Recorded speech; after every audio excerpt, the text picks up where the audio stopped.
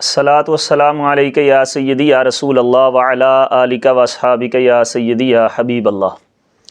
حضرت حمنہ بنت جحش رضی اللہ تعالی عنہا فرماتی ہیں کہ میں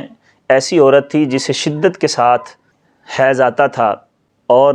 زیادہ آتا تھا، تو نبی پاک علیہ الصلاۃ والسلام کی بارگاہ میں حاضر ہوئی اور حضور علیہ الصلاۃ والسلام کی بارگاہ میں مسئلہ پوچھنے گئی اور اپنی صورتحال بتانے گئی۔ تو میں نے عرض کیا یا رسول اللہ صلی اللہ علیہ وسلم، مجھے بہت زیادہ اور شدت کے ساتھ حیض آتا ہے، تو آپ حکم فرمائیں کہ اس نے تو مجھے روزوں اور نمازوں سے بھی روک رکھا ہے۔ تو نبی پاک علیہ الصلاۃ والسلام نے ارشاد فرمایا کہ میں تمہیں حکم دیتا ہوں کہ تم روئی رکھ لیا کرو۔ تو آپ عرض کرنے لگیں یا رسول اللہ صلی اللہ علیہ وسلم، مجھے اس سے بھی زیادہ آتا ہے، یعنی روئی بھی اس کو روک نہیں سکتی۔ تو نبی پاک علیہ الصلاۃ والسلام نے ارشاد فرمایا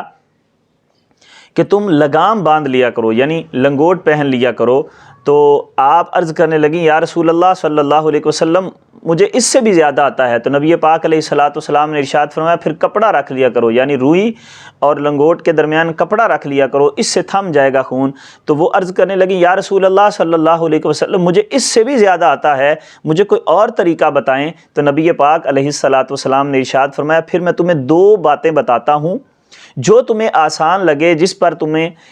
آسانی سے تم سے عمل ہو سکے اس پر عمل کر لو، اور اگر دونوں ہی کر لو تو یہ تمہارے لیے بہتر ہے۔ تو نبی پاک علیہ الصلاۃ والسلام نے جو پہلی بات ارشاد فرمایا یہ شیطان کی طرف سے ٹھوکر ہے۔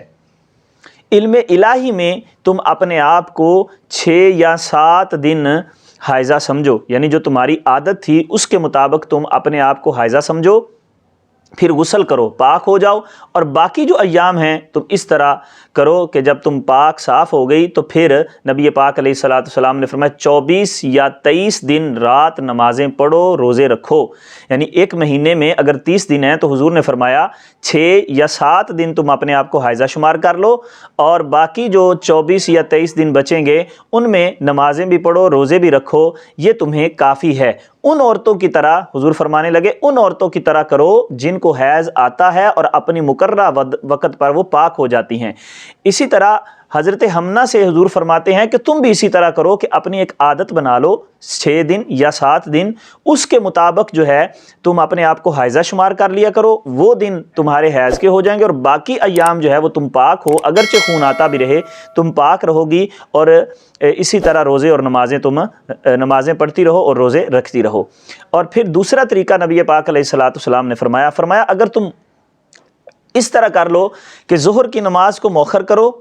یعنی آخری وقت میں جا کے ادا کرو، اور عصر کی نماز کو پہلے وقت میں ادا کر لو، اور غسل کر کے دونوں کو پڑھو، یعنی غسل کرو اور ظہر کی نماز کو آخری وقت میں ادا کرو، اور عصر کی نماز کو تم پہلے وقت میں ادا کر لو، پھر مغرب کی نماز کو ذرا مؤخر کر کے تو غسل کر کے پہلے مغرب کی نماز ادا کرو، پھر عشاء کی نماز کو اول وقت میں ادا کر لو، یہ جمع ہو جائیں گی نمازیں۔ اور حضور نے فرمایا صبح کے وقت بھی غسل کر لو اور اس کے ساتھ فجر کی نماز ادا کر لو۔ حضور نے فرمایا یہ 2 طریقے میں نے تمہارے سامنے رکھ دیے ہیں، اور حضور نے فرمایا یہ دوسرا طریقہ ہے، یہ مجھے پسند ہے، تو اگر تم یہ کرنا چاہتی ہو تو یہ کر لو، اگر پہلے والا کرنا چاہتی ہو تو پہلے والا کر لو۔ تو مستحاضہ عورت جو ہے، جس کو استحاضہ کا خون آتا ہے، اس پر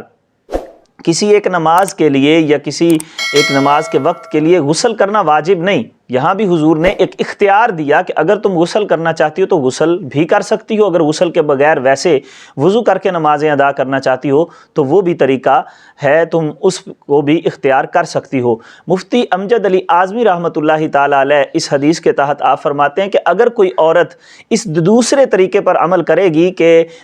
الظہر اور عصر اور مغرب اور عشاء، ان چاروں نمازوں کو 2 کر کے پڑھے اور ان سے پہلے غسل کرے، اور فجر کی نماز سے پہلے بھی غسل کر کے پڑھے اس کو، کیونکہ یہ طریقہ نبی پاک علیہ الصلاۃ والسلام کو پسند تھا، تو حضور کی پسند پر اگر عمل کیا جائے گا تو ہم فرماتے ہیں کہ اللہ کی رحمت سے اس کی بیماری بھی دور ہو جائے گی۔ لہٰذا اگر یہ طریقہ اپناتی ہے کوئی عورت تو یہ بھی ٹھیک ہے، اور پہلے والا طریقہ اپناتی ہے کہ اپنے آپ کو جب پاک سمجھے تو پھر ہر نماز کے لیے الگ وضو کر کے وہ نماز ادا کرے۔ اللہ کریم ہم سب کو دین کو سمجھنے کی توفیق عطا فرمائے۔